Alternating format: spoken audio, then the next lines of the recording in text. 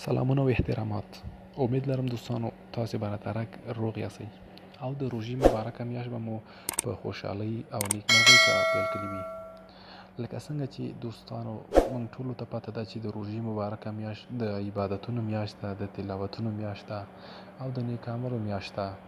نو دوستانو زه هم غواړم د دغې په مناسبت باندې تاسې ته د قرآن کریم یو اپس در معرفي کړم چې د هغې په واسطه باندې موږ د قرآن کریم تلاوت هم کولی شو او په هغې کې موږ د قرآن کریم تلاوت هم اوریدلی شو. دوستانو دغه اپلیکیشن د آی قرآن په نوم باندې یادېږي. دوستانو مای لینک په ډسکرپشن کې هم پریښی دی، د هغه ځای نه هم کولی شئ تاسو ډاونلوډ کړئ او که نه تاسو راشئ پلی سټور ته به او دلته به راشئ، تاسو دلته به آی قرآن سرچ کړئ. دوستانو آی قرآن چې تاسو سرچ کړئ نو تاسو به راشئ دغه ځای نه به هم انسټال کړئ او که اسانه طریقه نو تاسو یې کولی شئ له ډسکرپشن څخه هم ډاونلوډ کړئ. دوستانو دا چې دوستانو زه دغه ځای څخه را ډاونلوډوم نو دوستانو زه به سکرین ریکارډر سټاپ کړم تر څو زموږ یعنی ویډیو را څخه اوږده نه شي. او دوستانو زموږ اپلیکیشن چې دی هغه اوس را ډاونلوډ شلو دوستانو او راځو هغه اپلیکیشن کې اوس تاسو ته طریقه درښیو. دوستانو تاسو به راشئ خپل اپلیکیشن به مو خلاص کړئ. دغه اپلیکیشن د کولولو نه وروسته به دوستانو مثلا دې کې اوس دغه د سورتونو نومونه دي، ګوره الفاتحه، البقره، دغه سورتونه دي او په دې څنګ کې بیا دا چې کوم دي دا سفارې دي. مثلا که تاسو غواړئ اوله سفاره، دویمه سفاره، درېیمه، همدغه شانتې دغه د سفارو لیست دی او دا بیا د سورتونو لیست دی چې ښکاري تاسو. دوستانو مثلا زه راځم اوس په دې کې الفاتحه سورت باندې. دوستانو اوس دې کې ترجمه هم شته دی خو متاسفانه د پښتو ترجمه پکې نشته دی. د په انګلیش ترڅنګ پکې د اردو او د فارسي ترجمه هم شته دی. که تاسو په فارسي یا هم په اردو باندې پوهیږئ نو له هغې د ترجمې څخه تاسو استفاده کولی شئ. دوستانو او پر دې کې تلاوت هم کېږي. دوستانو که تاسو غواړئ چې دغې څخه دغه ترجمه ایسته کړئ او تنها تلاوت به دغه د قرآن کریم تلاوت دپاره ترجمه پرې نه کوئ نو دوستانو تاسو به دغه اپشن باندې کلیک کړئ. دلته به تاسو راشئ، دلته په نو ټرانسلیشن باندې به تاسو کلیک وکړئ. دلته اوس دوستانو زموږ ترجمه پاکه شوله او یوازې د قرآن کریم یعنی الفاظ په دې کې موږ صرف تلاوت کولی شو.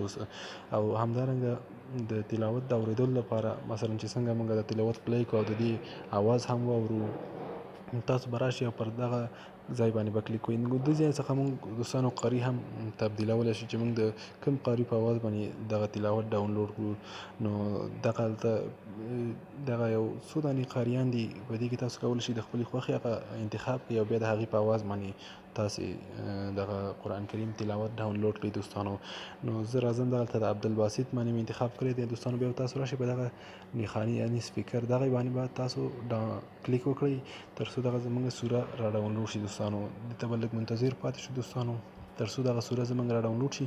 بیا هم زه تاسو ته پلی کوم چې څنګه. ګوره دوستانو تاسو هم کولی شئ د خپلې خوښې قاري انتخاب کړئ. ستاسو چې هر یو خوښي نو هغه تاسو انتخابولی شئ. دوستانو لږ منتظر کېږو دوستانو تر څو زموږ دغه د قاري اواز دغه تلاوت را ډاونلوډ شي. دوستانو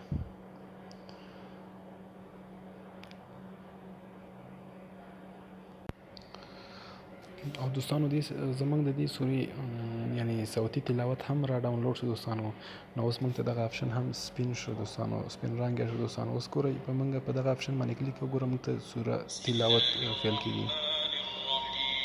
دوستانو او تلاوت له دې ځای څخه هم سټاپ کېږي. دوستانو موږ دې ځای څخه تلاوت هم سټاپ کولی شو. او دوستانو ګورئ مثلا راځم بېرته په همدغه ځای باندې کلیک کوم، دغه تلاوت بېرته له سره شروع کېږي. مثلا موږ تلاوت کوو پر دې کې نو موږ ته یو ځای کې مثلا مشکل پیدا کېږي نو زه راځم پر دغه ځای کې مثلا ماته مشکل دی، زه دغه ځای کلیک کوم او بیا راځم پر دغه د سپیکر په نښې باندې کلیک کوم نو موږ ته همدغه ځای تلاوت کېږي. ګوره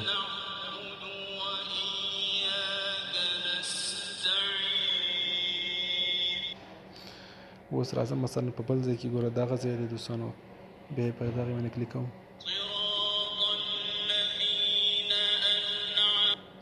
نو دوستانو دغه ډېر یو ښایسته اپلیکیشن دی د تلاوت دپاره هم د تلاوت د اورېدلو لپاره هم.